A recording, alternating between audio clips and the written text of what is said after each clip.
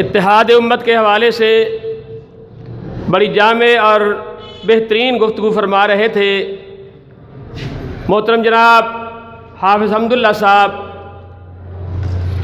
اب آخر میں دعوت اظہار تشکر دیتا ہوں مخدوم العلماء شیخ المشائخ الشیخ قاری شبیر احمد عثمانی صاحب کو کہ وہ تشریف لائیں اور اظہار تشکر بھی فرمائیں اور دعا بھی فرمائیں۔ علامہ شبیر احمد عثمانی صاحب،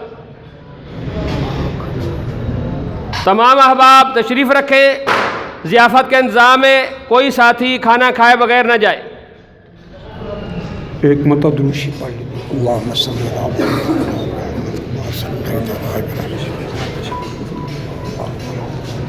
اللہم صلی علی محمد وعلی آل محمد وعلی وسلم اللہم انت السلام و منک السلام تبارک یا ذا الجلال والاکرام۔ یا اللہ ہماری اس محنت کو قبول فرما۔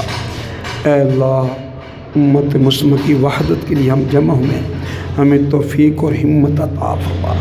اے اللہ تیرے پیارے محبوب لاڈلے کی یہ امت ہے، اے اللہ اس کو جوڑنے کی ہمیں ہمت عطا فرما، طاقت نصیب فرما، وسائل نصیب فرما۔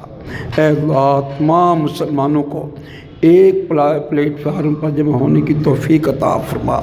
اے اللہ ہمیں فتنوں سے بچا، توڑ سے بچا، میرے اللہ ہمیں توڑ سے بچا۔ اے اللہ ہمیں امت کا جوڑ نصیب فرما۔ اے اللہ امت میں جوڑ ہوگا تو امت یا اللہ غالب ہوگی۔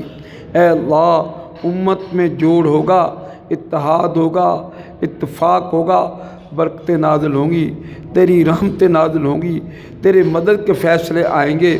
اے اللہ امت مسلمہ کو جوڑ دیجیے، اے اللہ امت مسلمہ کو جوڑ دیجیے۔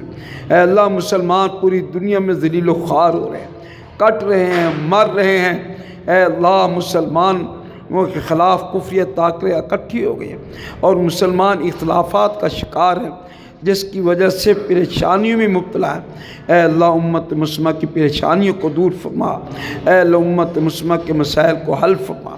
اے اللہ امت مسلمہ کو نیک صالح قیادت عطا فرما۔ اے اللہ امت مسلمہ کو نیک صالح قیادت عطا فرما۔ اے اللہ امت مسلمہ کو نیک صالح قیادت عطا فرما۔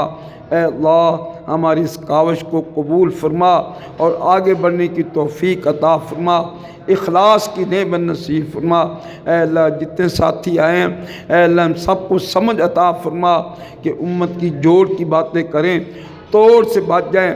امت کو توڑنا یہ شیطانی کام ہے، اے اللہ ہمیں شیطانی کاموں سے بچا لے، فتنے والے کاموں سے بچا لے۔ ربنا تقبل منا انک انت السمیع العلیم وتب علینا انک انت التواب الرحیم۔